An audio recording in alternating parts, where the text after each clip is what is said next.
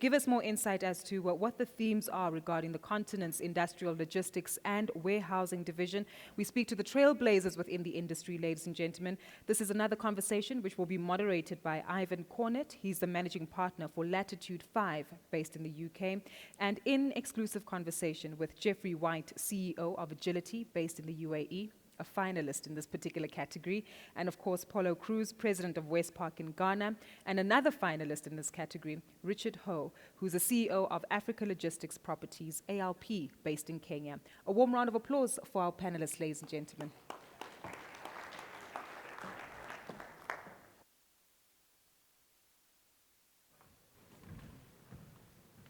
Good afternoon, everyone.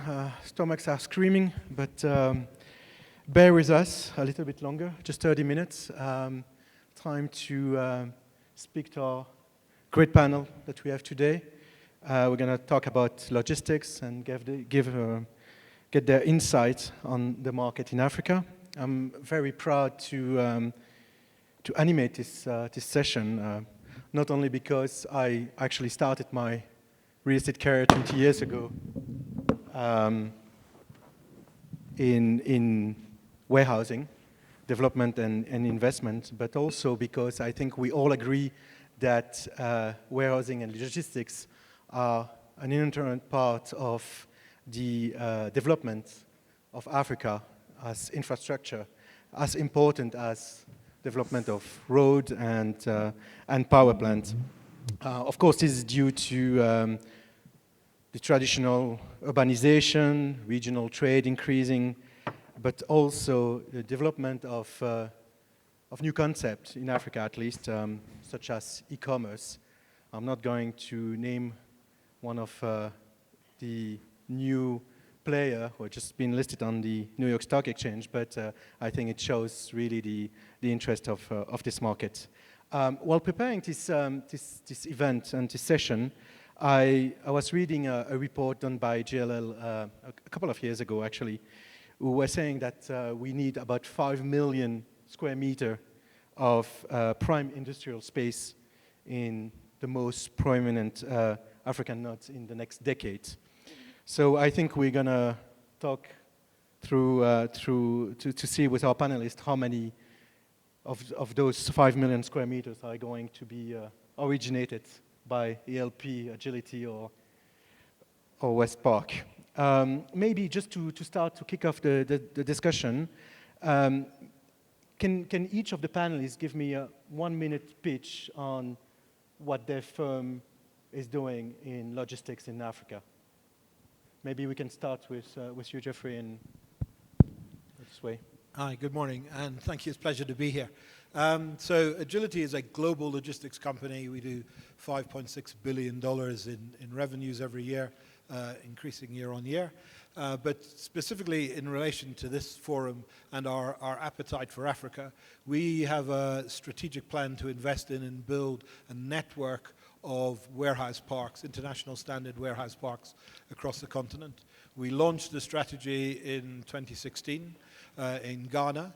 On the success of what was achieved in Ghana, we've rolled it out. We're opening this month in Mozambique, at the end of the year in Côte d'Ivoire, in Abidjan, beginning of next year in Lagos, Nigeria.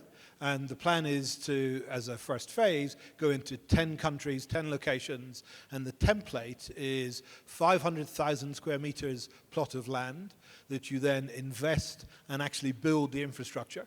So very similar to some of the comments on the previous panel, we take the land acquisition risk out of the process, we take the construction risk out of the process, and if a customer comes to see me and wants a warehouse, I can sign a lease with him and he can move in on Monday. It's not a long process for, great, now you've given us an order, we'll go and build it, and inevitably it'll take twice as long to build as we said it would and probably cost twice as much. So our view is really to eliminate that risk in the market, do it on a multi-country facility. So we're in 4 countries now where we're either open or under construction. We've bought a land bank so far of just over 2 million square meters. We're under construction for 300,000 square meters currently. And the idea is just to keep scaling that so that each unit has an environment that is international standards, ISO 9001 and 45 compliant, all the green waste management, LED lighting, solar panels, etc. And we really believe that's applicable to two distinct markets. One is multinationals who want to come into the continent, and we've seen traction with them about ease of doing business. We're a platform that they can come into, takes away the African risk, which is always much more perceived than in reality. And then second, and probably as big, if not an even bigger market, is supplying the infrastructure for local SMEs to be able to grow and develop. And the plan is to roll out 50 of these over the coming 10 years and actually have an integrated network of warehousing available for not just storage and distribution, but light manufacturing, packaging, processing, and just a platform that enables business. Thank you very much. Maybe Paulo? Yes, that was 1 minute, right?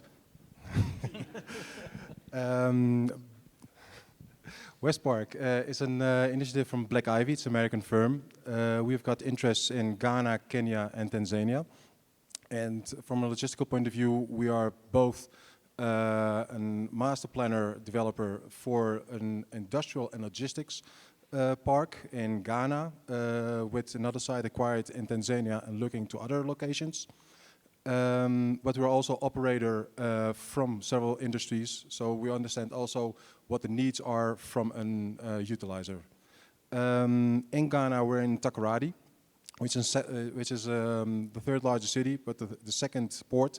It's a deep sea port area where also the oil and gas hub and the mining area is. It's also responsible for more than 70% of Ghana's export.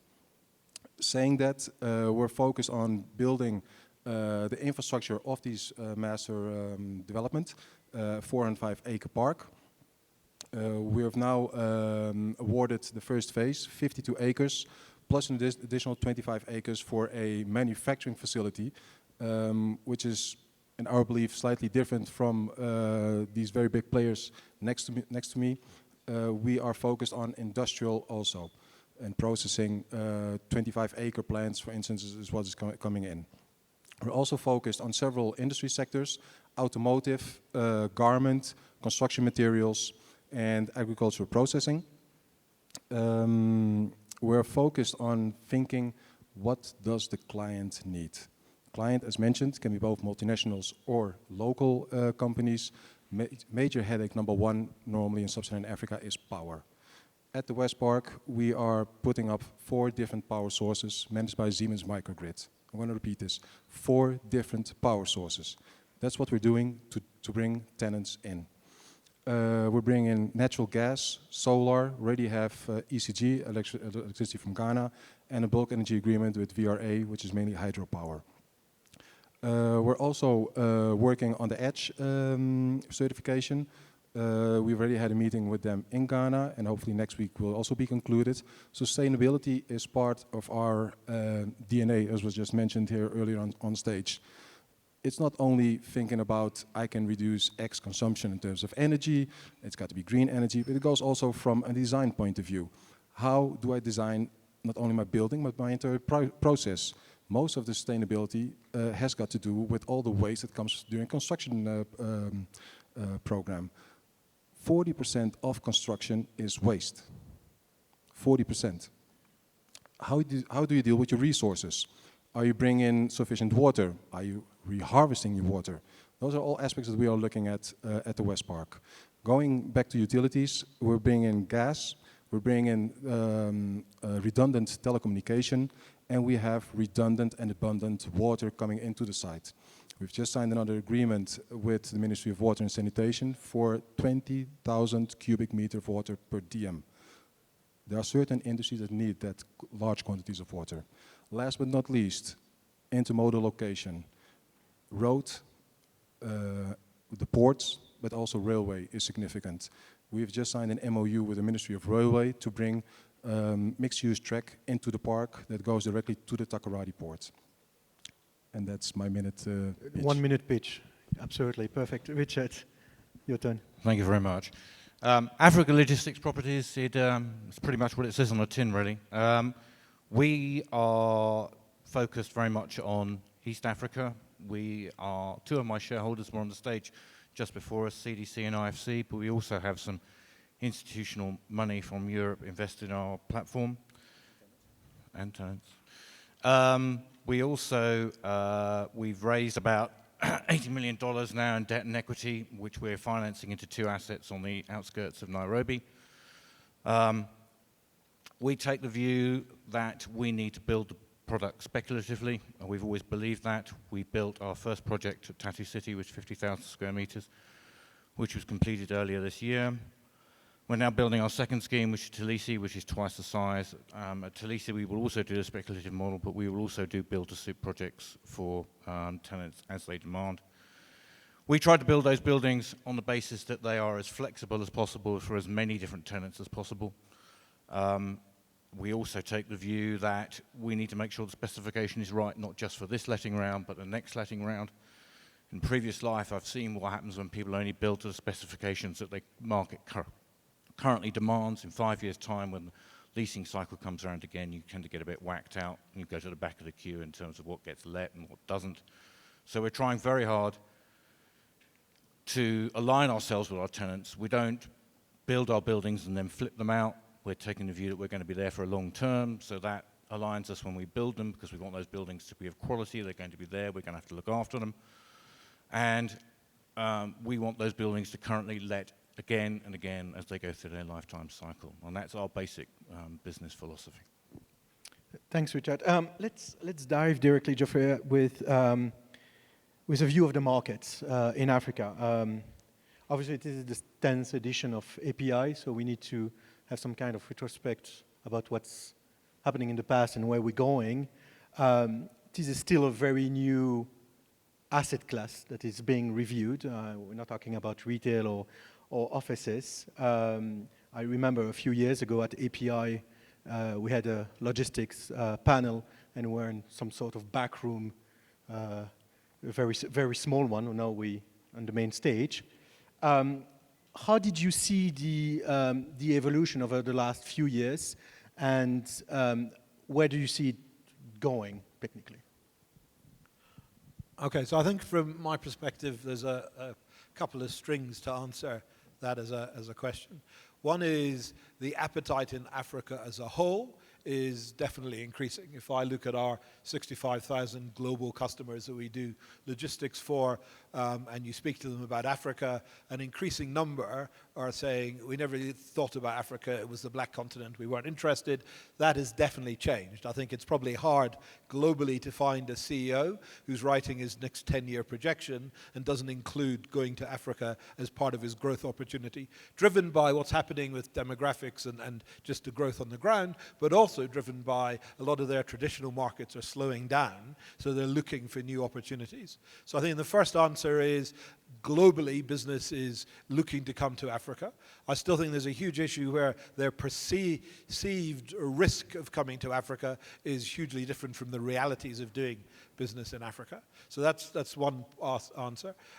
Second answer would be the growth of SMEs and local business. So we actually think that that is going to be a huge driver of demand for quality infrastructure. And whether they're going into regional trade under the Free Trade Zone Agreement, whether they're trying to become exporters, they need to upgrade from the sort of go-down product that's out there just now to proper quality facilities. Having said that, you can't build a Rolls-Royce of a warehouse because they're not prepared to pay for the price of that. So I think Richard's absolutely right. You build something that hits the required standards for the market now, but actually has the ceiling height and the ability and the floor capabilities to be upgraded as the market becomes more sophisticated.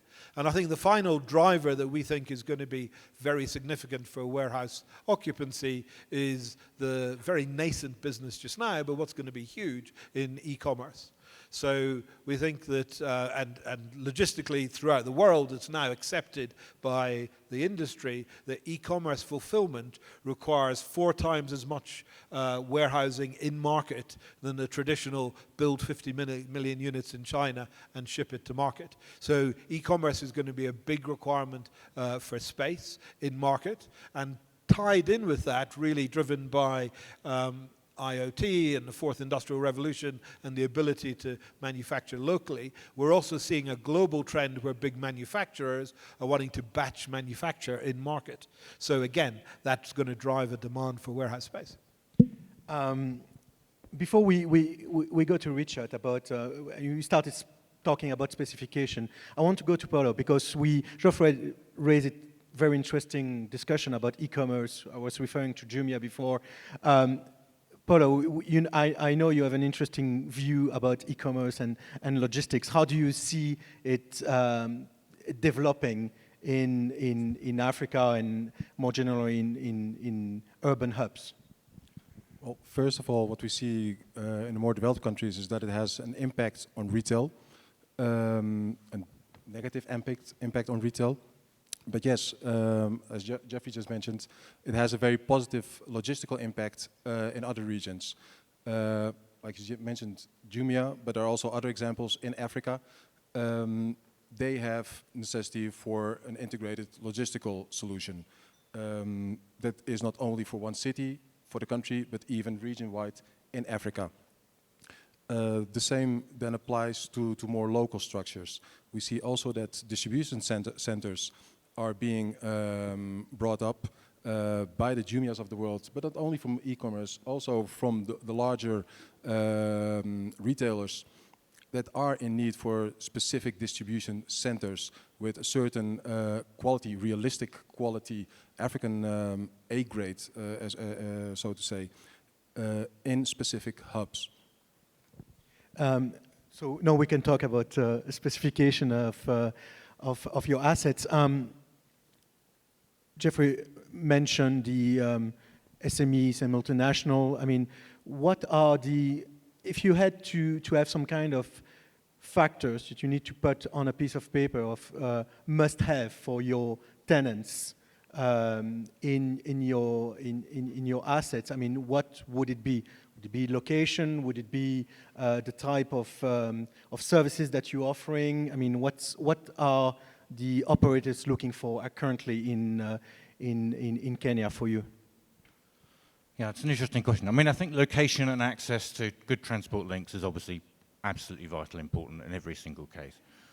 I think I see the adoption of our sort of product in 2 sort of stages, really. At the stage we are at Africa at the moment, you're really talking about selling warehouses as opposed to selling distribution centers. And what I mean by that, a warehouse is somewhere where you store stuff. So at the moment, it's very important to prove to people that actually, although they may be obsessed initially about dollars per square meter when they look at rentals, what you need them to do is to look at cost per pallet, cost per carton of orange juice, cost per tire. And when you get them to focus on that, actually our product already saves them money. And then as the market gets a little more sophisticated, you can then prove to them that actually their warehouse becomes a distribution center, and actually it all comes about throughput, it comes about all those efficiencies, it becomes about driving down your shrinkage rates. So you've got that 2-stage sell in those sort of markets. At the moment, I spend most of my time talking about reducing storage costs. And I think it has to work on that level. But you can see that those buildings will then give lots of benefits to your tenants as they come to appreciate all those throughputs. And there's nothing better than your existing tenants when you talk about that, because they've come to the buildings, they've used them. Yes, they've got lower occupancy costs and lower storage costs, but they're also seeing lots of other benefits in terms of increased throughputs, much lower levels of shrinkage, and all those other aspects begin very quickly to positively benefit their business. Thank you. I'm going to stay with you, actually, because it seems to me that Agility is going to take over Africa with its expansion plan, while ALP is very focused on Kenya for the moment. I mean, is there any thought or strategy behind that? Why are you not following the leads with Agility? I mean, is there any specific reason, or do basically other countries in mind for the moment? Yeah, I mean, I think our focus very much is East Africa at the moment, and the strongest economy in East Africa is Kenya. We do have ambition to look at other countries that neighbor Kenya, and I can see specific products and niches working very well there. I'm not sure all of those economies are strong enough to go there and do a speculative warehouse business at the moment. I think it'll come, but I think at the moment we would look for demand-driven opportunities in those countries. I would love to go out and conquer all of Africa, but I've only got so many hours in a day, so we've agreed with our shareholders that we will do East Africa first, and then we will conquer the rest of the continent. So Jeff and I will just have to slug it out later on, but that moment will have to wait. I understand you all developers, technically, rather than investors, and investors into your assets. Paulo, I mean, who's funding those developments? We heard that on ELP side, you have CDC, for example. I mean, in your case and in general, I mean, who's funding? Is it, I understand it's a bit more complicated for local governments to be involved in, maybe they can do it through subsidies or land, provision of land, but who's behind it? So, first of all, we have Core Equity coming out of the US. We have quite a large basis of investors, high network individuals, persons who have invested in from day one in Uber, Spotify, and items like that, also from the health sector. But we also got institutional investors in the US. Then per project, because we don't do only West Park, we also have other projects, we then look on the size and at the momentum for additional funds, which in our case is going to be, in principle, an additional loan facility, but we're still in conversations about that. In our case, first we want to sign later on this month 2 major deals, and then we're going back to the market. Perfect. I think, unfortunately, it was sweet and short, I would say. We held by time. Maybe just, I mean, as everyone has been done in previous panels, just a quick word just to conclude the conversation, what the attendants here we should think of when they're looking at warehousing and logistics as alternative assets. Maybe we can start with you, Geoffrey. Yeah, I think firstly it's a long-term play, so it's understanding the macro growth opportunities across the continent, both people coming in, Africa becoming a bigger domestic market, and Africa becoming an exporter from a manufacturing and a producer perspective. So it's being aligned with those, and really you've got to take a 10 to 20 year view to understand the risk profile and mitigate the risk profile to make those sort of investments. I think that what I like about warehousing as a product is it doesn't go out of fashion. So the reality is somebody doesn't build a new shopping mall down the road and everybody wants to, all your tenants want to move to the next one. If you get the product quality right and the mix right, it's got a very long, sustainable attraction to your tenants, and you get sticky tenants. Thank you. Paulo? It's all about getting the right fundamentals. Like building a house, you need to have the right foundation. In our case, in more industrial case, we're looking at having the right utilities set up, what our main tenants are looking for. In that main utilities and the respective infrastructure, we're also including in that a training academy for vocational training, and having the additional infrastructure connectivities, as I just mentioned, for instance, with rail. Education is a major piece in terms of job creation. The countries stand and fall with that, and I think that's really industrializing. The fourth industrialization of Africa starts with the education. We cannot industrialize Africa without having the proper workforce who knows what to do, when to do, and safely how to do it. Last but not least. I think lots of benefits of warehousing when well rehearsed. I mean, the e-commerce thing is huge. It's certainly been huge for us in terms of the business that we've done so far in Kenya. It's dominated our tenant mix going into our first development. So all of those advantages are well advertised. I think As a developer of those warehouses, I've always been a big fan of them in terms of your ability to manage them as a risk as a developer, because you can build them in relatively short construction phases. They don't take 3 years to put up, like maybe a 5-star hotel, so the market doesn't get that chance to turn on you. You build it one phase at a time. You can manage your risk as a warehouse developer much more easily than you can as a hotel developer or retail developer. And I just think there are lots of fundamentals which drive warehouses, not just in Africa, but globally. But because it's Africa and you've got all those growth stories, it's sort of magnified, it's almost squared for this continent in terms of investment in that asset class. Thanks, Richard. I think the panelists deserve a round of applause, of course, for their time and their insight. And I'm sure they will be available to you if you have further questions about the market, about their specific projects during lunch. Thank you very much for your time. A round of applause for our panelists one more time, please, ladies and gentlemen.